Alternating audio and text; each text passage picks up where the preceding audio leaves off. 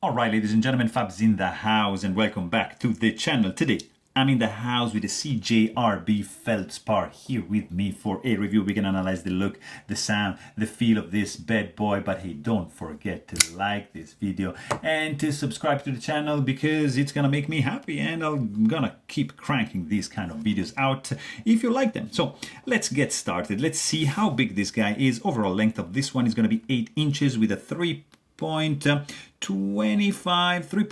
inch long cutting edge, and the handle is gonna be 4.6 inches, and everything I just said, it's gonna translate into 20.5 centimeters, 8 for the overall length, and the blade length is gonna be 8.5 with handle length of 11.6 centimeters. And let's quickly check how this guy compares with the Ontario Rad number 2 and Ontario Rad number 1 up here.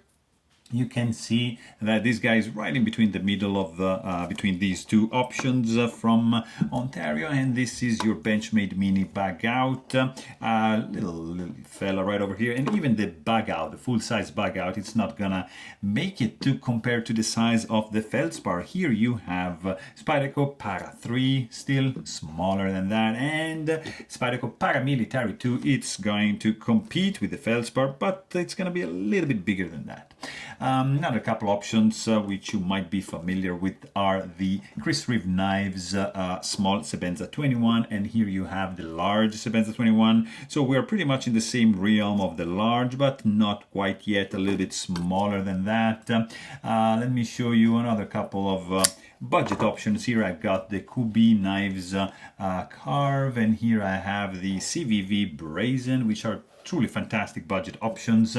Right over here, another one that I really appreciated is the Qsp Penguin, another like $30 knife. Like, you can't really go wrong with that, and not so budgety, but this is the North Arm Knives Skaha 2.0, and it's a fantastic knife made in BC.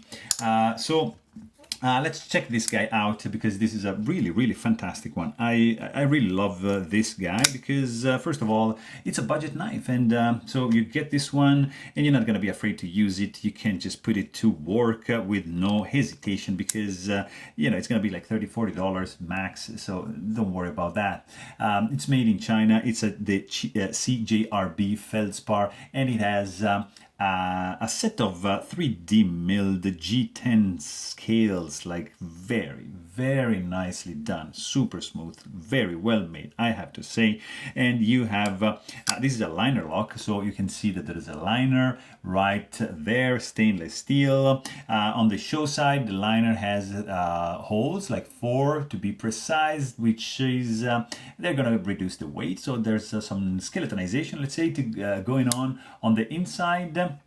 Then you've got this very wide finger groove, which can allocate like basically the whole hand. It's like very comfy, I have to say.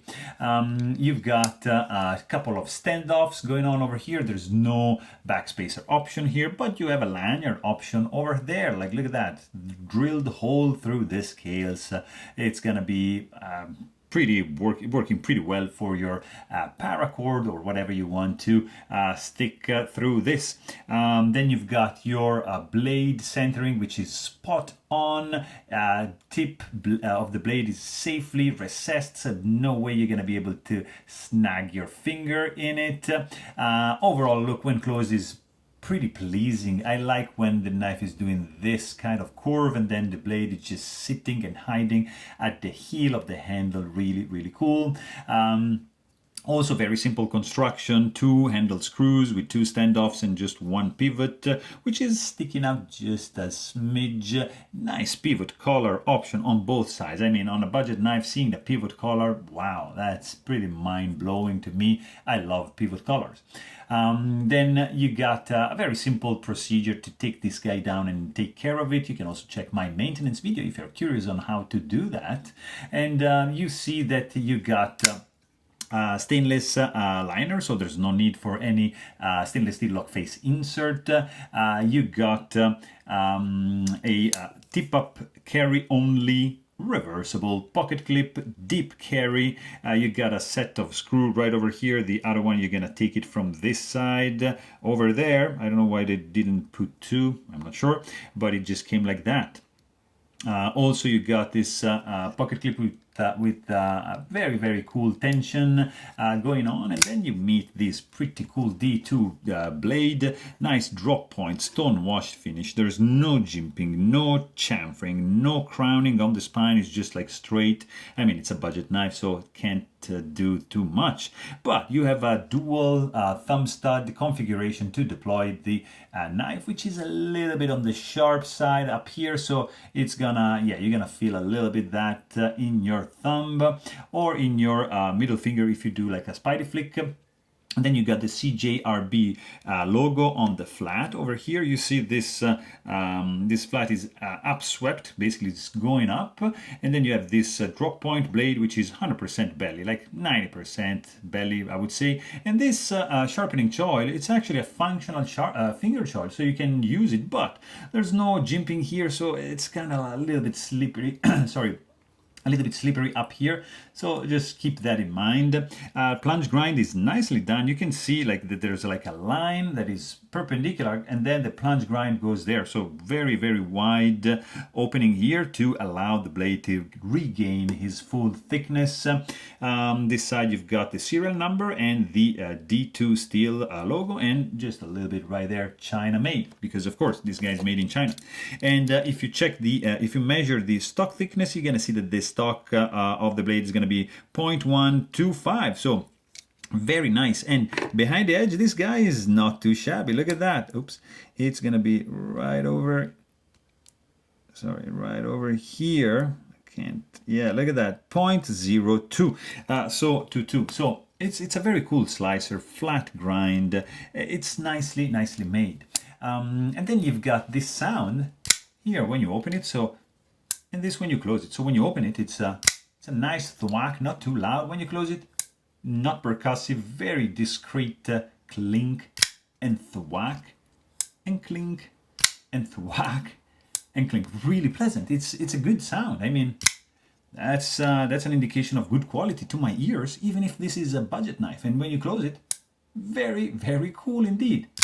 I mean, yeah, that's a satisfactory sound for sure. Let's quickly check the weight, because it's not too heavy, not too light, because it's stainless steel, not titanium liners, but look at that, under 4 ounces, 3.97 ounces weighted in your pocket for this fella, not too shabby.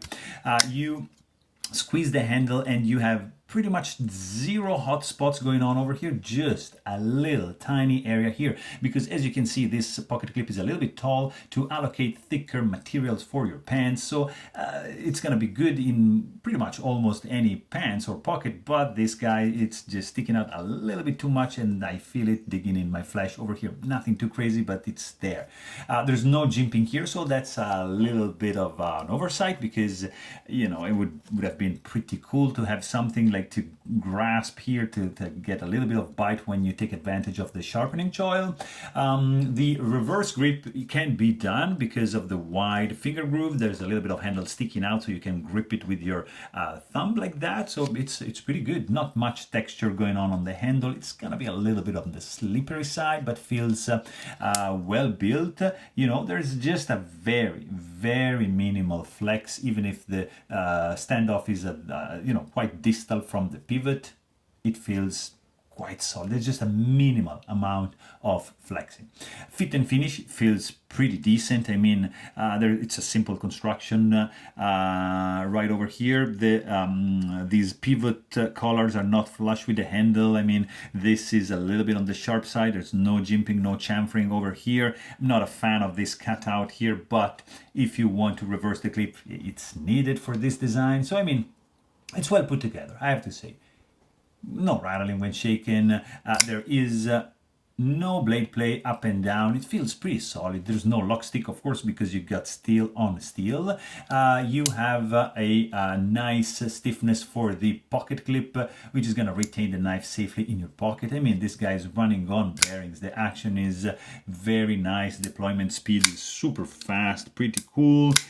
drop shot, doesn't guillotine. You need just a little nudge and this guy is gonna close. So very, very pleasant construction, very pleasant action. It's a pretty cool one, guys. Nice detent. I mean, it's a pretty solid knife, very well made, especially for the price. If you're on a budget and you need something just like to work with, this guy is a pretty cool option. Looks good, feels good in the hand, nice sound, nice ergo, materials are there. I mean, especially the 3D milling on the scale is just absolutely fantastic, especially for the price. So there you have it. Hope you guys enjoyed this video. Thanks for watching and stay tuned.